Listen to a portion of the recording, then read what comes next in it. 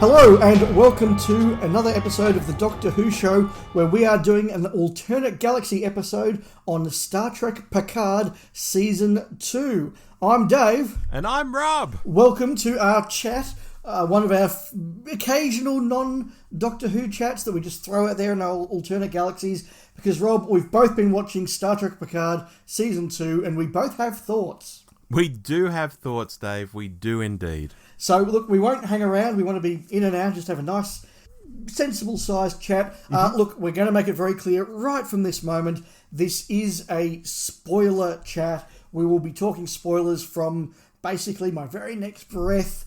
I don't think you can really have a conversation about this series without risking some pretty big spoilers. It is a series that, this is the last thing I'll say, it is a series that I think is built on spoilers and on revelations.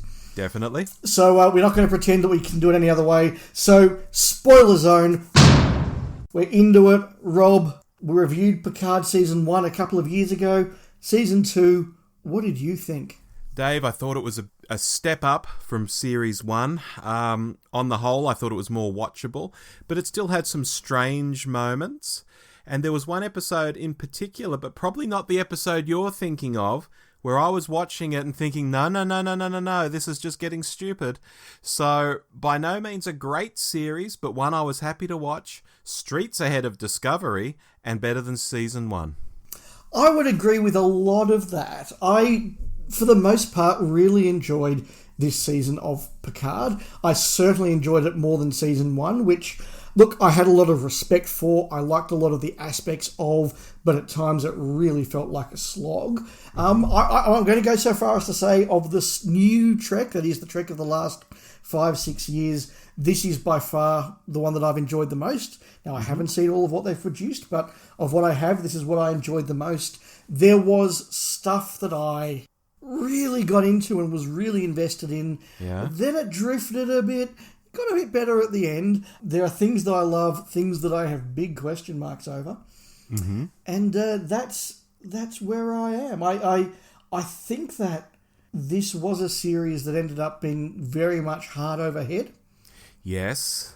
And so I think I want to make it clear right now, when I start pulling some of these plot threads apart, and I am going to, that is me discussing the head part of watching the show, but please listen throughout it, please understand that the heart was fluttering and loving the vast majority of this, and it's going to be a case of what the head thought. And I will give a shout out right to the top to our friends over at the Trek This Out podcast. They have been doing their version of our Doctor Who hot take episodes. Oh, I see. And I have been sending them emails when I remember their deadlines. Yes. So if you are curious to see, basically get hot takes on Star Trek Picard, and indeed they're now doing Strange New World Season 1, I encourage you to check this out. Very, very good. Well, look, I've got lots of random bits and pieces I want to pull apart, but should I mention the episode I didn't like up front? Because I sort of teased it a moment ago. Will I mention it up front? Yeah, well, why not? Let's be like the show and not leave the mystery hanging on too long. Okay. The episode I didn't like, while it seemed like the Monsters episode, the one that was set in Picard's mind, was the one that made everyone say, what the bleep?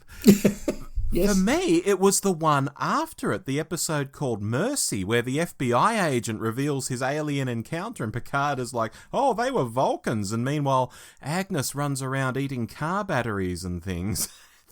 That was the episode where I thought, oh, this has really lost it. I can't take this. The previous one, in his head, I was okay with, but I believe that's one that people freaked out about. Yeah, no, look, I was in the majority on that earlier one, the one inside Picard's head. I just remember sort of turning away from the TV at the end of that and just going, what's all that about? and it just made no sense to me. But what you've said is really interesting, because a theme that I suspect I'll be coming back to is that I am very, very tired of arc-driven television right now. Okay. I don't mind character arcs that obviously build. I don't mind aspects of plots that slowly build over time and you get a conclusion that might bring some ideas together. But these stories where basically it's a 10-part episode, lacking in real episodes, I'm very, very tired of. And there was a lot of Picard that really didn't exist as an episode. It was just a small piece of the puzzle moving things into the right place, particularly in the middle. And I think both the episodes that we have highlighted very much were non-self-contained. They were kind of bizarre little side steps. If this was a book, there'll be that chapter where it's, okay, reader, we're going to deviate from the plot now and just talk a little bit about this. And neither of them were particularly great. It was by far the lowest part of the story. But what's interesting is those first few episodes I thought were fantastic. Okay. Tell me more. So when I watched part 1, and look, partly it was that I was coming off the back of Discovery Season 4, which I enjoyed bits of, but it also at times was a slog. And suddenly to get that first episode where we're on the Stargazer and it's gorgeous and we're flying through space, we've got these characters we know and they're a little bit freer than they were in Season 1 and a little bit more fun than they were in Season 1 and they're doing all that sort of thing. I thought, that's really cool. And then the Borg flies in and then we have the cliffhanger, then we have it part 2 where Q comes in and we've got this alternate universe, this evil alternate world, and then they've got to go back in time and who caused all this to happen, and who is this Watcher, and what do they have to find, and who is the Borg Queen, and what are the Borg up to, and it really was a case of me waiting through the week going, I need to see the next episode of Picard because I need to start to find answers to these questions. I'm really excited about them. Then by the end of about part 4, we'd answered most of those questions, and I was like, well, what do we do now? And the answer was we wander around the plot. Occasionally aimlessly for a few weeks, and then we kind of have an exciting wrap up. That's how I experienced this season, Rob. Well, one of the questions that didn't get answered around the 4th episode or so was, who was that masked Borg at the start? Were you thinking, Dave, because we kept cutting back to his mother, and his mother seemed to be getting dragged away from him, and then this sort of female Borg shows up who's masked. Did you think, oh my God, his mother got turned into a Borg hundreds of years ago, and that's who's on the ship? I didn't, but I saw that speculation, and I did make a vow in blood that if his mother turned out to be the Borg Queen, then Star Trek was done for me. Right. Another thing I noticed early on, having roles for Brent Spiner and Isa Briones felt a bit forced at first, like, oh my God, it's another Soong, and it's hundreds of years earlier than the Soong we met at the end of the first season, and neither of them are the famous Soong that they're always going on about in Next Generation, and he's made a daughter who looks just like Daj and Soji from Season 1. All of that felt really forced, like, do we really need this? I get what you're saying, but I kind of don't care because the Soong plot thread was probably, well, it was my favourite plot thread of the season. Okay. And to the point that I actually would have cut some other stuff out to beef that plot thread up. I thought that Brent Spiner being able to properly play a nuanced bad guy. He's not playing Law. He's not playing, bad android. He's playing bad human and flawed human and emotional human. And I thought that was a really strong performance from Brent Spiner. I really enjoyed it. I thought that the implications of that plot were really quite powerful. I thought the way it was done was really quite powerful. Where it interacted with the other plots, I thought was a bit weak. And I'll move on here because I think we need to talk about Q. And there was a point when I thought, Q, this godlike being that we first met and encounter at Farpoint, and what's his big plot? It seems that his big galactic plot is to get Brent Spiner to hit Picard with a car. Well, thank you for tying into my next point, Dave, because I've made a note that Q's overall plan was quite weird. It seemed to be to teach Picard about forgiving himself and all of that. And I got that on the surface. But the way he goes about it is quite weird, like allowing Soong to run Picard over. What if he had killed Picard there? How does Q's grand plan to make Picard forgive himself and love somebody work if Picard is dead under the wheels of some jeep or whatever he ran him over with, Would he have stepped in and used his powers, which were supposedly declining or gone anyway, and magicked Picard back to life because he still had to live in order to forgive himself? Or how would that have worked? His plan seemed to have all these bits where Picard could have just been killed, and then what would have been the point of the plan? I don't get that at all. Yeah, so this is where my heart over head comment really, I think, is at its most relevant. Because I understand in my heart the way in which this was all about Q, knowing that his time was coming to an end, and that being an extraordinary thing for an immortal being to experience, wanting to say goodbye to his favourite pet one more time, and just, do something for Picard.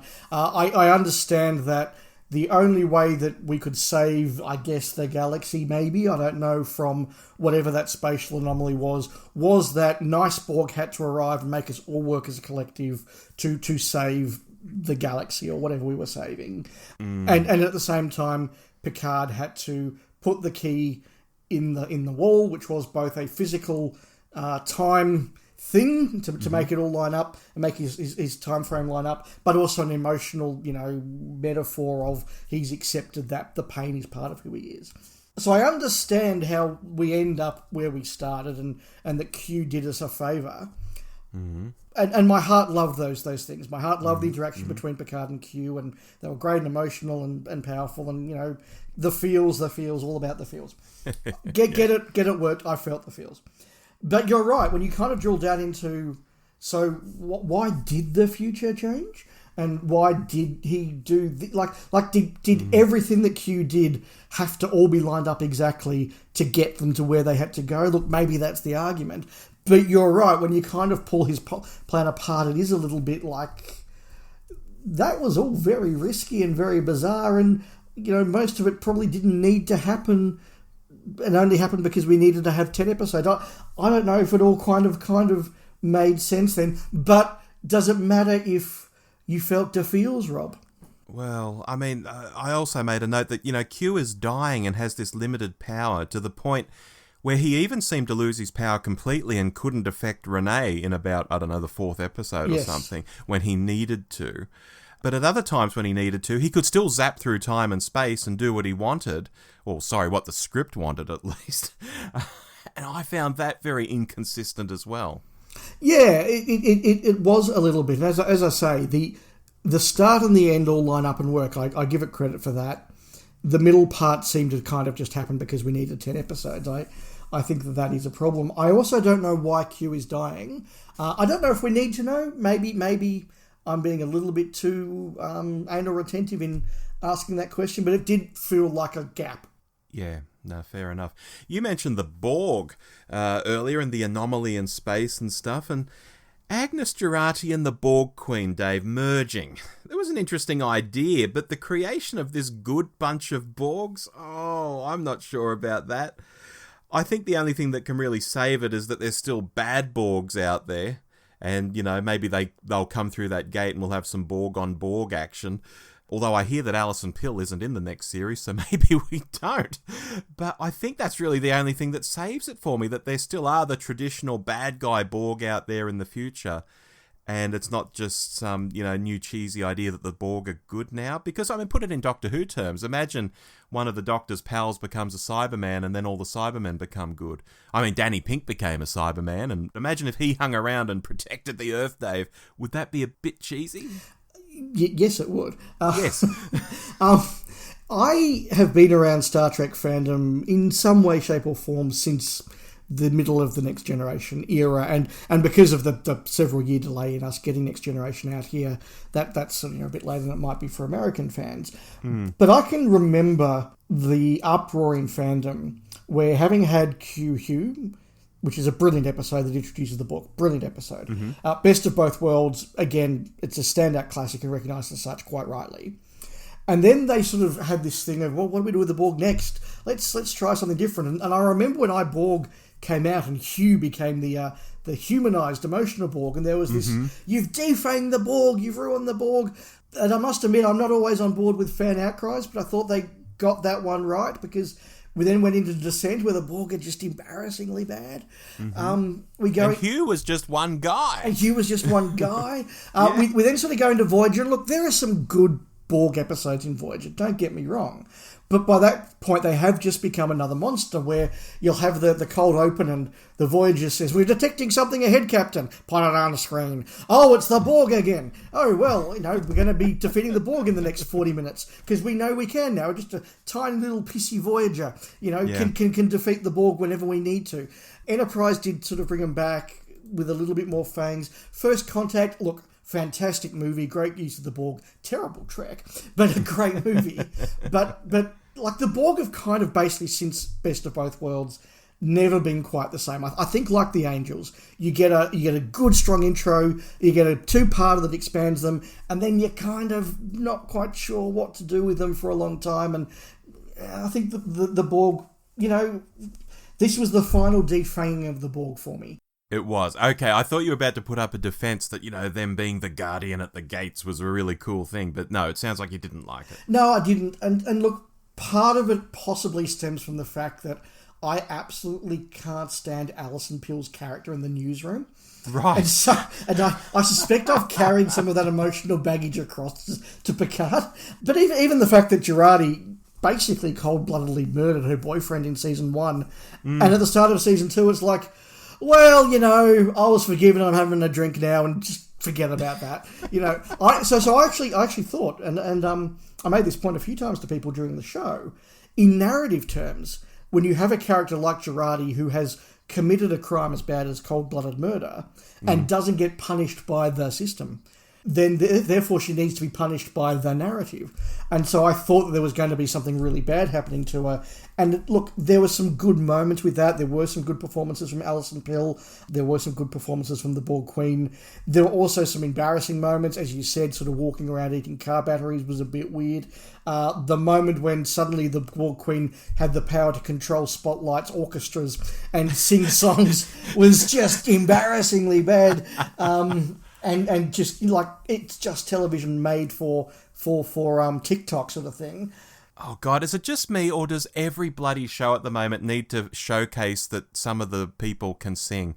And sometimes they can't sing, actually, but Alison Pill did okay. But they all want to sing these days, Dave. What the hell is that about? Yeah, so again, were there some really cool moments in the Borg plot?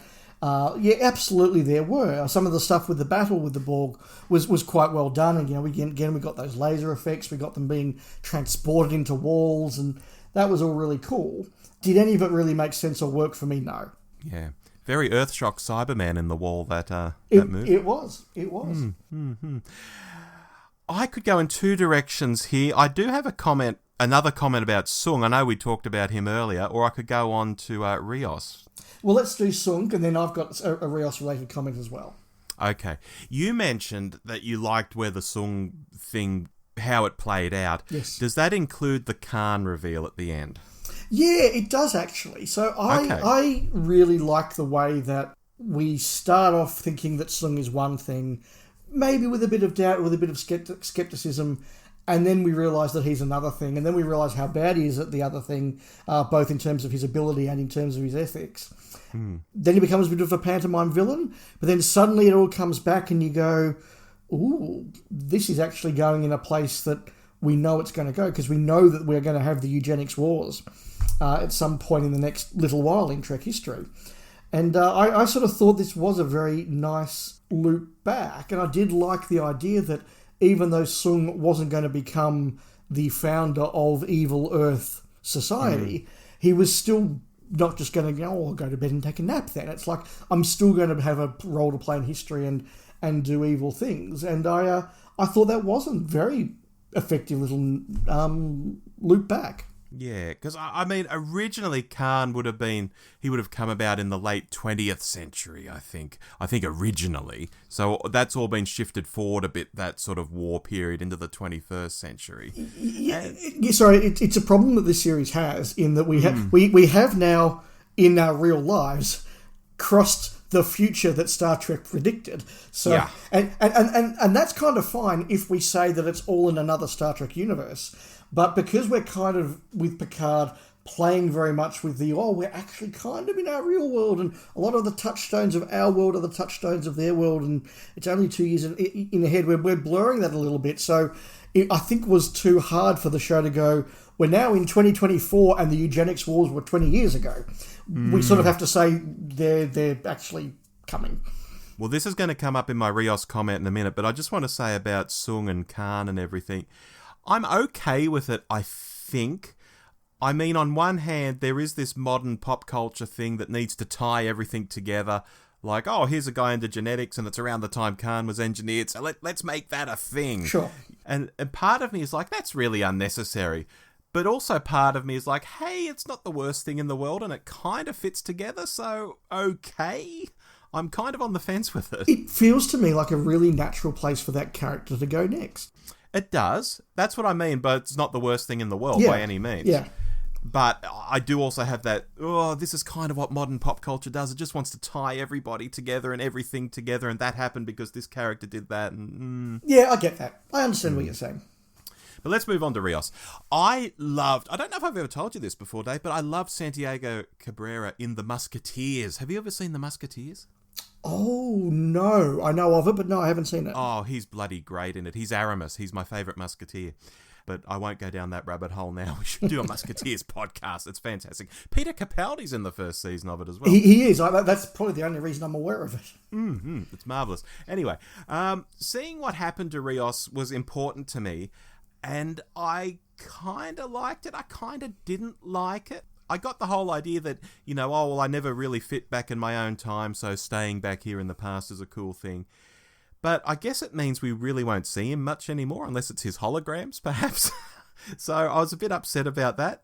I do have a clanger, but it sounds like you want to jump in with something first. Oh, look, I was just going to say, I don't think that Rios is going to come back. I think the fact that they did actually kill him, even if it happened sort of off-screen as a story, was meant to be a full stop to that story. I am usually a bit sceptical about TV romances that happen in the exact time period necessary, but I thought that, again, the charm of the actor made this one work and made this one believable, and they gave him enough lines about, okay, I fit in here and I kind of like the loosey-goosey society we've got here. There was chemistry there, sufficient that I can buy it as a TV romance. Okay. Shall I drop my clanger? Yes, because it may be the same as mine. We'll see. Does it involve World War III? Not quite, no. Okay, mine involves World War III. World War III is literally about to happen, folks. I believe it's even been shown in Strange New Worlds already, which I haven't seen, but I believe it is mentioned. And yet Guinan at the end is like, oh yeah, Rios and the chick, they had a great life. They did so much. They did this, they did that. And I think, wait a minute, they would have been in the middle of World War III for literally decades. So it's kind of weird that didn't get mentioned. Or even that Rios would want to stay there knowing that World War III was about to happen and not want to actually save the chick and say, hey, chick and son, come with me because this is going to be really for the next 30 years. Wouldn't that have been a more romantic thing to do? I don't know. Look, it perhaps would have, but I think that would have just riffed a little bit too close to Star Trek 4. Okay. So I get why they didn't. Look, I agree with the point, but I suppose we've both just sort of said, we think it's a little bit too much where people lean too far into canon to resolve things. Maybe we shouldn't be too guilty of that ourselves. Maybe Rios just knew when World War III would happen, and he's like, you know what? There's this James Cromwell guy that's hanging out in Montana. I know that he survives. Let's stick with him for the next few years. Right, okay. Maybe he... Maybe he knew. It's like, did you ever see Goodnight Sweetheart? No. It's about the guy who found out he could time travel back to World War II, and so he basically buys, the daily almanac of the Battle of Britain, and so he says, right, it's going to be Thursday the 14th of June where I'm going. There are raids in the East End. I won't be in the East End tonight. Maybe that's what Rios did. It's a fair point, but as I say, I kind of bought that plot. Okay, fair enough. Let's talk then, because we've sort of tangentially mentioned it here with the whole World War III and the stuff that was going on, the politics and the messages of Star Trek Picard. I will start by saying I thought that it was a degree of subtlety much better than Star Trek Discovery. Okay. I'll also say that I am very, very aware that Star Trek is a message-based show, and some of my favourite Star Trek episodes are stuff like Homefront, The Drumhead, just to give you a couple of examples that are very, very political and very, very latent. So I'm very open to that, and the liberalism of Star Trek is something that I love and value. And I thought that they generally were very subtle about, the warnings about mankind has decisions to make and society isn't perfect for everybody. And it was done in the way that I think Star Trek has always done it. The one clanger for me was the depiction of ice in this series. I get that we are not in America. We perhaps don't have quite the same relationship with the police and the immigration services that they do in America. I do understand and accept that. But I think that when I compare it to other Trek, it falls down. Particularly, are you familiar, Rob, with the DS9 two-parter Past Tense? Not offhand. It's the one where Sisko and Bashir and Dax end up back in the 2020s. I might have seen screen caps from it or something, but no. No, fair enough. Look, it's a really good double episode. It's about the Bell riots, and Sisko ends up having to do various stuff to sort of, this big teachable moment in future human history that they do. Right. And part of that, we have the security guys, that the police force that enforces the zones that Sisko ends up in. For the life of me, I can't remember what they were called now. It's really embarrassing. But these police are shown to be enforcing a really bad system and enforcing really bad political decisions that the government has made, but also that, these are guys that are just checking in at 9 o'clock, checking out at 5 o'clock, going back to their family. They're real people. They don't necessarily enjoy what they're doing, but hey, if you don't do that, I'm going to end up unemployed and like you guys. There's a real sense of the system isn't great, but, these people have been almost as much caught up in it as the people they're policing have been. So to then see in Picard the ice people being sort of depicted as real two-dimensional villains, I thought lacked the subtlety that Trek is capable of. Yeah. I get the message, and I'm not defending some really profoundly difficult and problematic decisions that the US has made on immigration. I'm not defending that at all. I think that it could have been cleverer here, and that is one place where overall a very good message in the series did fall down. Yeah, wee bit heavy-handed there. More than a bit heavy-handed, I would say. Dave, time is ticking on, and I do want to talk about Wil Wheaton. Well, let's talk about Easter eggs generally then, of which I think that Wil Wheaton was the best. Would you allow me a moment here, Rob? I know you want to talk about this, Dave. I know what he means to you. Look, thank you for that. And yes, look, I was a young teenage nerd in the 90s.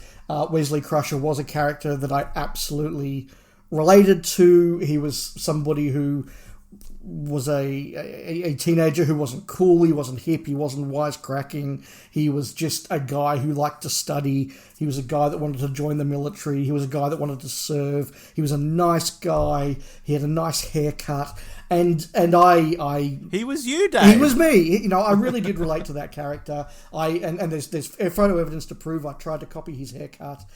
Join the military, yep, etc., etc. All that sort of stuff. So he really did mean a lot to me, and I think some of his later episodes are really, really, really good episodes.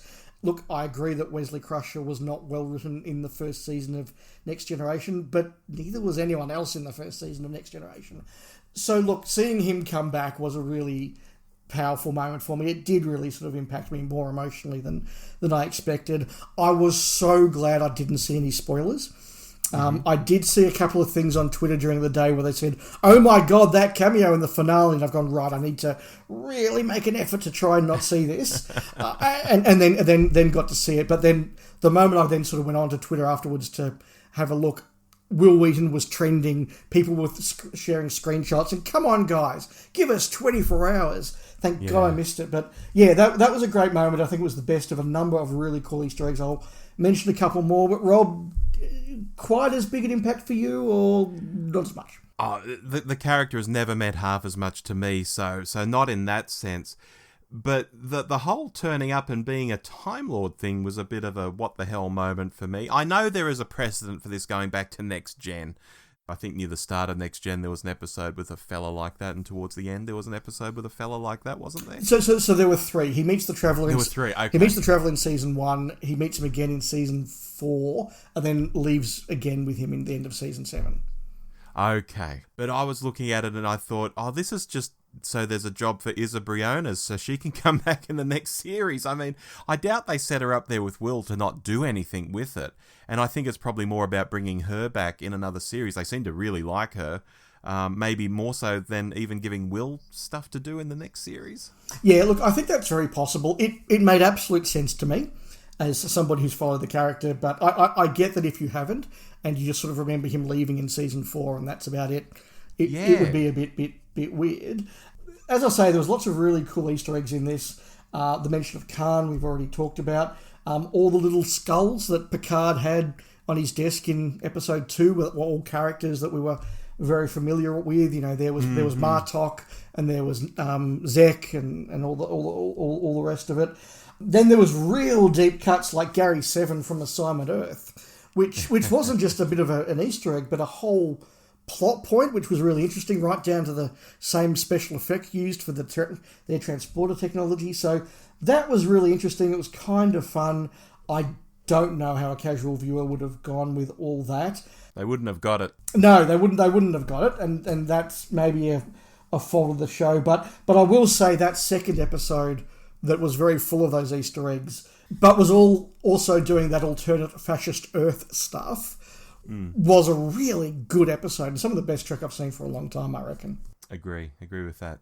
Before we go to the sports desk, Rob, we haven't mentioned at all the Rene Picard, young Jean-Luc Picard stuff. I thought Renee was a really good character. I liked that she got to show off the shuttle from the intro to Enterprise. That was a nice little Easter egg as well.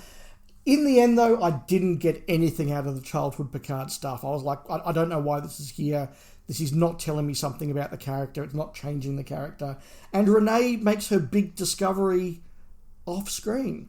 Yes, we're just meant to think about that in the background, are we? That she finds some organism, and that's probably the organism that, if World War III happens, well, World War III does happen, of course, but the Earth is destroyed, the organism cleans up the air and the sea and stuff, I guess, and makes the world nice again after World War III. And solves diseases and stuff. Yeah. So it's like, okay, well, that's interesting, but we didn't see any of that happen. Yeah, I think that's a shame. I would have liked to have had less of childhood Picard and actually spend some more time and budget on the Europa mission and the actual discovery of some sort. I think that would have been really cool. Yeah. Shall we go to the sports desk? Let's go.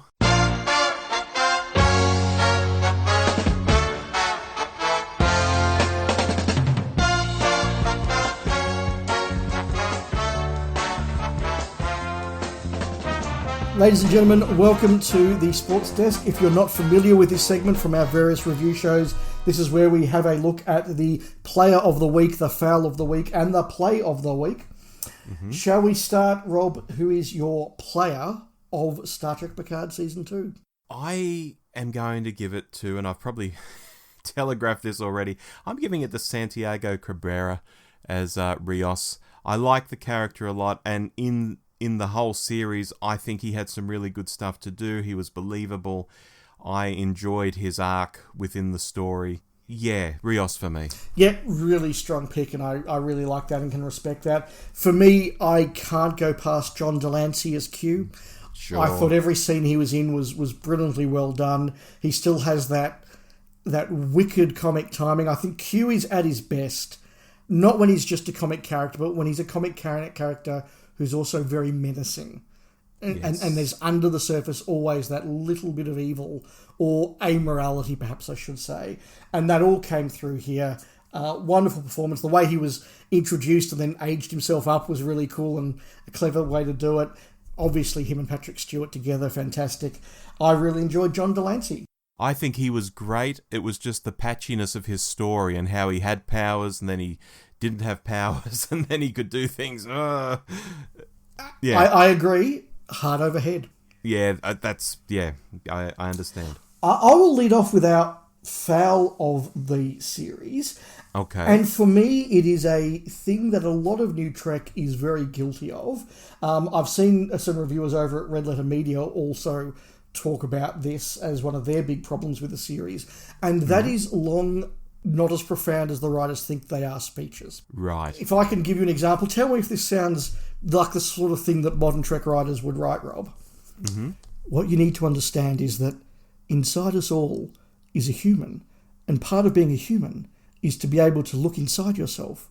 And sometimes you find that it's not perfect, but is the part of being human that's not perfect the part that makes you human after all? Does that sound like the sort of profound speech that you hear in Trek all the time? It's horrible, Dave. It is really, really horrible. Just, guys, awful. your writing is not as good as you think it is. And just, it doesn't matter, even if you've got Sir Patrick Stewart doing it, some of those long speeches were just, guys, will somebody shoot something? Yeah. Yeah, that was my foul. What was yours? My foul, I've also spoken about, so I'll be brief. It's the good Borg.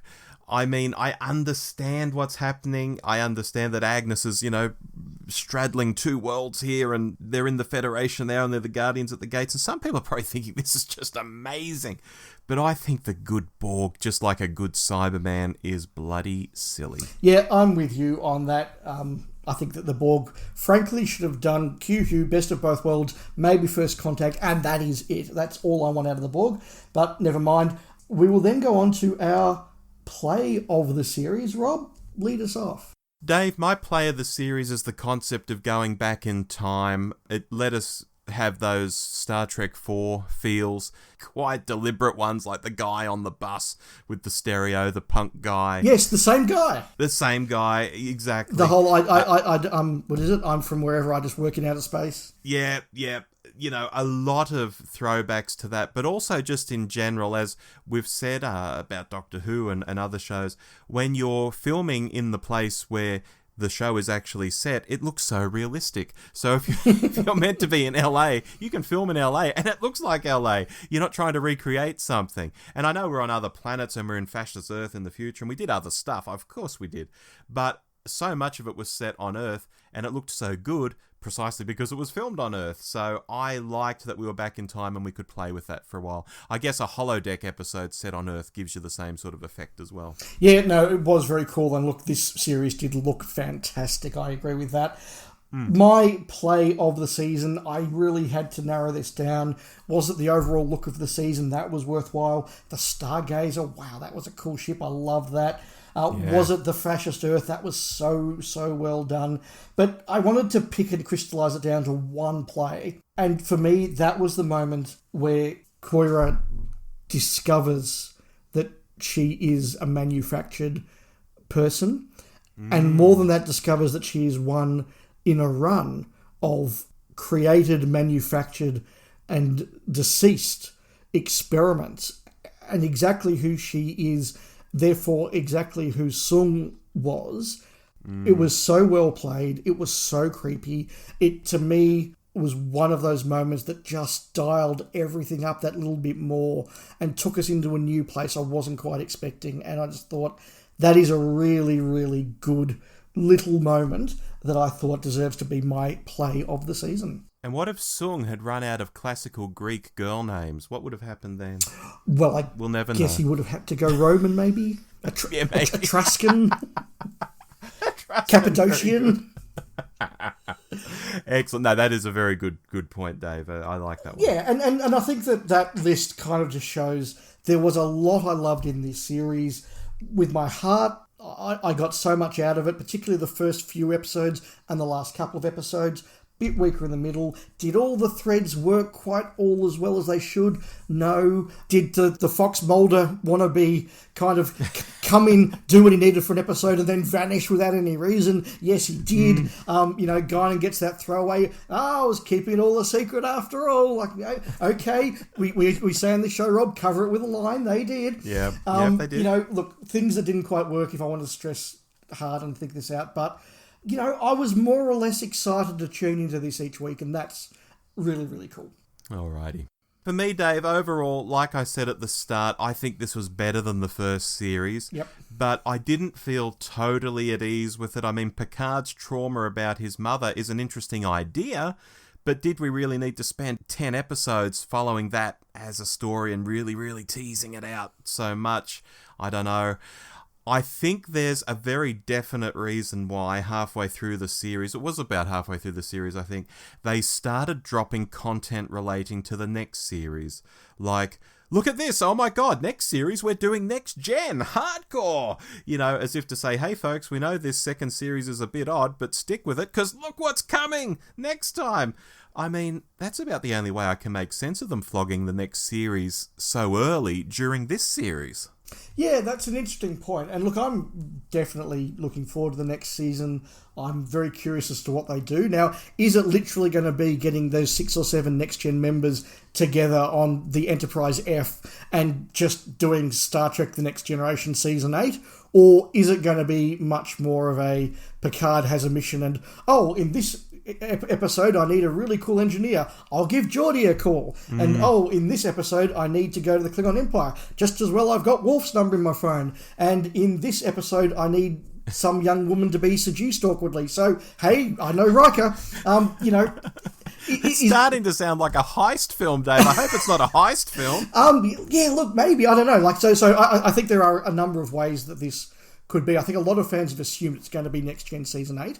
Yeah. And I think we'll be very disappointed if it is much more like Picard Season 1, where he's there, but hey, this is the episode where Deanna Troi turns up, or this is the episode where Geordi turns up. Yeah, but the timing of it, Dave, shouldn't have been after the last episode? Like, that's the end of that show, now look what's coming next. To play it halfway through the season, that was weird.